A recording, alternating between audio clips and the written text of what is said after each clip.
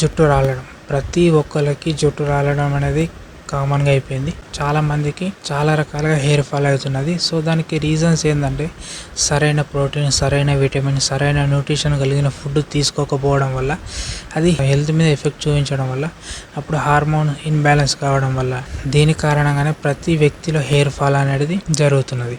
So ప్రతి వ్యక్తి సరైన పోషకాలు కలిగిన, సరైన విటమిన్, సరైన కాల్షియం, జింక్ ఇలాంటి కలిగిన పోషకాలు టైం టు టైం తీసుకుంటే అప్పుడు మనిషి యొక్క హెయిర్ అనేది రాలిపోకుండా ఉండడం జరుగుతుంది.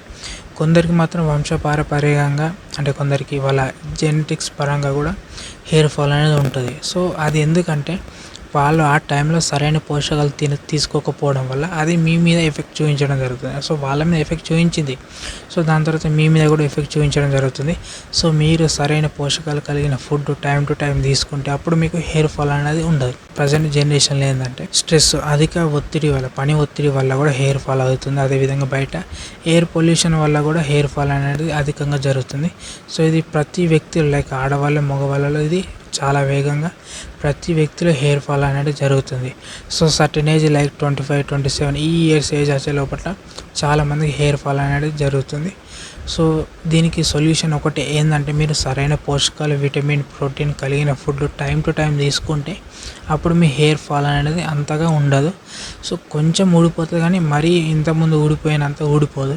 సో మీరు టైం టు టైం అని మాంసము కానీ, కాయగూరలు కానీ, ఎగ్స్ కానీ ఇలాంటి టైం టు టైం సరైన ఫుడ్ తీసుకోండి. అప్పుడు మీ హెయిర్ అనేది ఫాల్ అనేది తక్కువగా ఉంటుంది. అండ్ మీరు బయట తిరిగేటప్పుడు కొంచెం ఎయిర్ పొల్యూషన్ అంటే కాలుష్యం లేని ప్రదేశంలో తిరిగే ప్రయత్నం చేయండి. ఎందుకంటే సిటీలో అయితే ఎయిర్ పొల్యూషన్ అధికంగా ఉంటుంది. సో అది అందరికి గుర్తే. సో కొంచెం తగు జాగ్రత్తలు తీసుకుంటే మీ హెయిర్ ఫాల్ అనేది అంతగా ఉండదు. మెయిన్ రీజన్స్ ఏంటంటే మంచి పోషకాలు కలిగిన ఫుడ్ తీసుకోండి, అప్పుడు మీ హెయిర్ ఫాల్ అనేది అంతగా ఉండదు. ఓకే, అండ్ ఇలాంటి ఇన్ఫర్మేషన్ తెలుసుకోవాలనుకుంటే మన ఛానల్ సబ్స్క్రైబ్ చేయండి. అండ్ ఈ వీడియో నచ్చితే లైక్ చేయండి. అండ్ మరొక టాపిక్తో మళ్ళీ కలుసుకున్నాం. అంతవరకు జై హింద్.